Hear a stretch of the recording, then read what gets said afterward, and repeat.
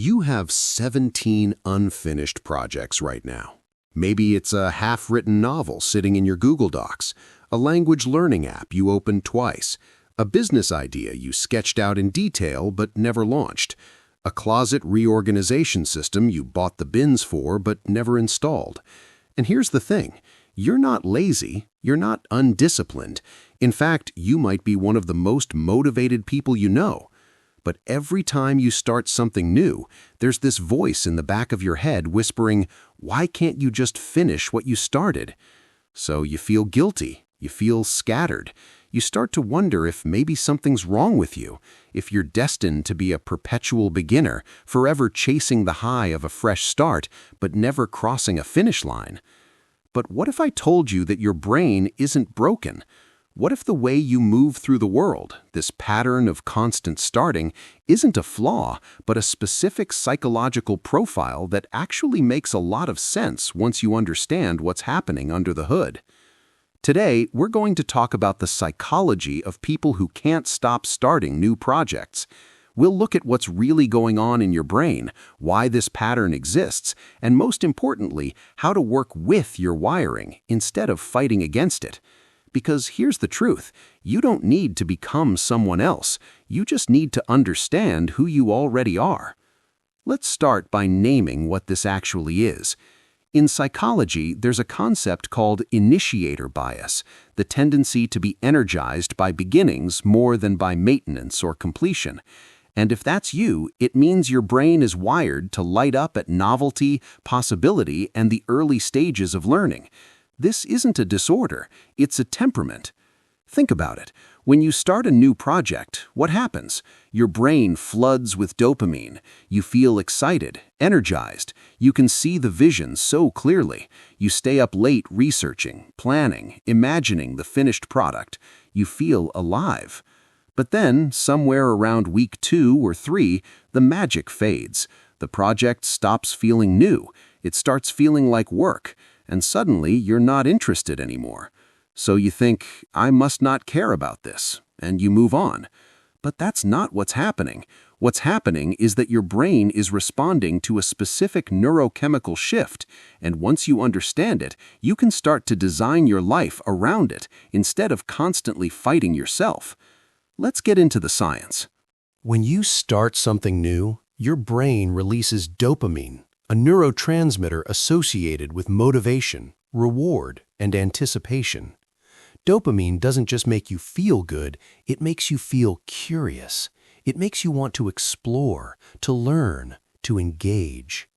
This is why the beginning of a project feels so good. Your brain is literally rewarding you for seeking out novelty. But here's the catch. Dopamine is anticipatory. It's not about the reward itself, it's about the expectation of the reward. Once something becomes familiar, once the novelty wears off, the dopamine drops, and so does your motivation.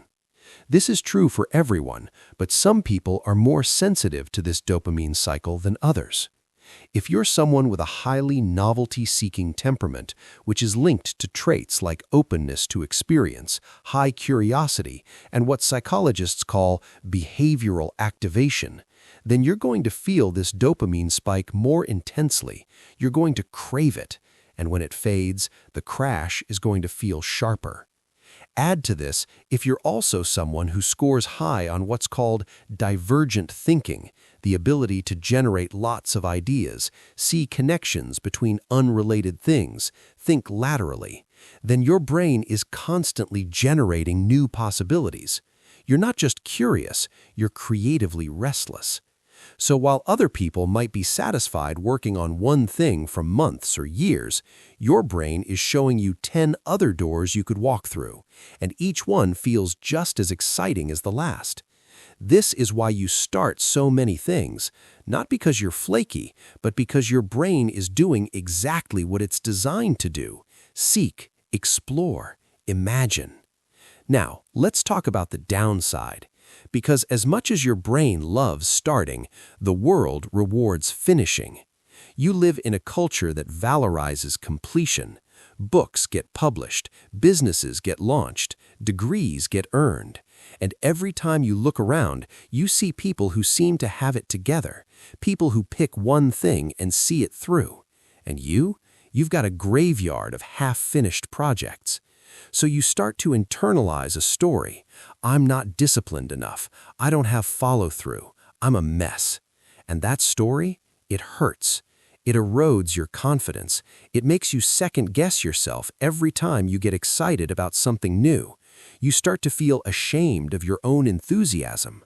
Worse, you might start avoiding starting altogether, because if you know you're not going to finish, why bother beginning? But here's what I want you to hear. The problem isn't that you start too much. The problem is that you're using the wrong framework to evaluate your behavior. You're judging yourself by a finish line metric when your brain operates on an exploration metric. And once you shift that framework, everything changes. So how do you actually live with this? How do you honor your love of starting without feeling like a failure? Here are 4 strategies that are grounded in psychology and designed specifically for people like you. First, you need to change your definition of productivity. For you, success isn't about finishing every project you start. Success is about learning, experimenting, and exploring. Every project you start teaches you something, even if you abandon it halfway through. Maybe you learned a new skill. Maybe you discovered what you don't want to do. Maybe you clarified a value or interest. That's not failure, that's data. So here's the shift. Instead of asking, "Did I finish this?" start asking, "What did I learn from this?" Keep a learning journal.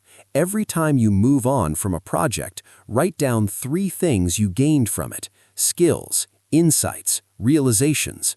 Over time, you'll start to see that your pattern of starting isn't wasteful, it's generative. One reason you struggle to finish is that your projects are often too big, too vague, or too open-ended. So instead of starting a novel, start a 1,000-word short story. Instead of launching a business, design one landing page. Instead of learning a language, commit to one 30-day challenge. Give yourself projects that have natural, achievable endpoints. Not because you can't do big things, but because your brain responds better to contained experiments. Think of it like this. You're not building a cathedral. You're building a series of small, beautiful chapels, and each one is complete in itself. Here's a radical idea.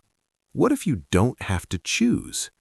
What if instead of forcing yourself to commit to one thing, you build a life that allows you to rotate through multiple interests?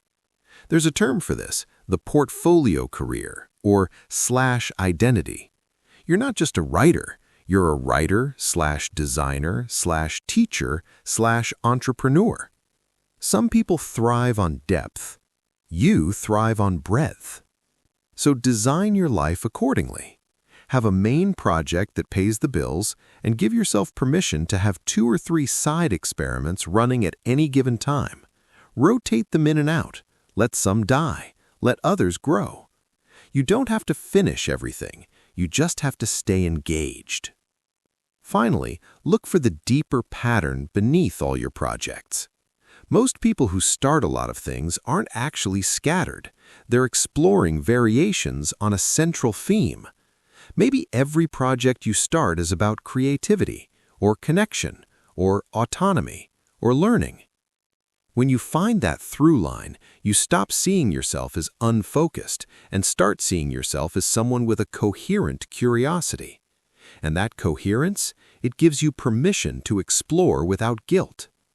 Now, a few important notes. If you also have ADHD, this pattern might be compounded by executive function challenges, difficulty with task initiation, sustained attention, or working memory. If that's the case, you might benefit from external structure, body doubling, timers, accountability partners, or even medication. This isn't a character flaw, it's a neurological difference, and it's worth addressing. Also, if your constant starting is causing real problems, financial instability, damaged relationships, chronic stress, then it's worth working with a therapist or coach to explore what might be underneath it.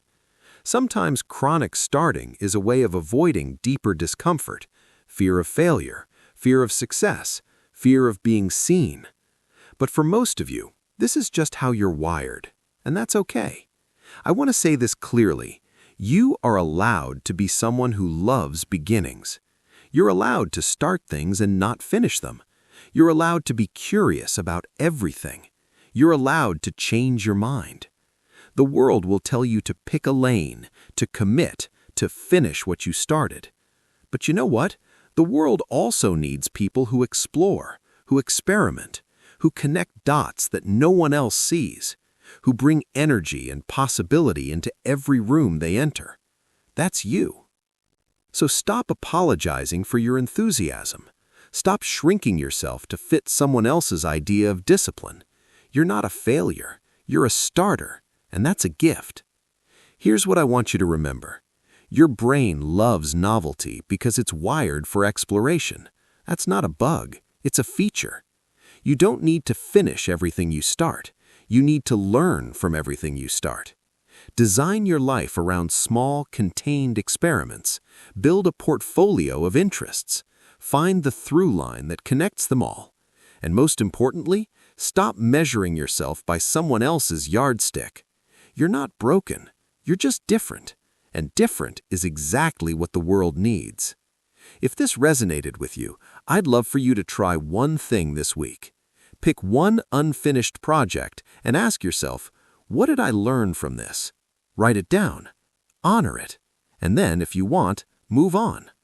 And if you want more tools for working with your unique wiring, whether you're a chronic starter, an overthinker, or an emotionally intense person, check out the guide I've linked below.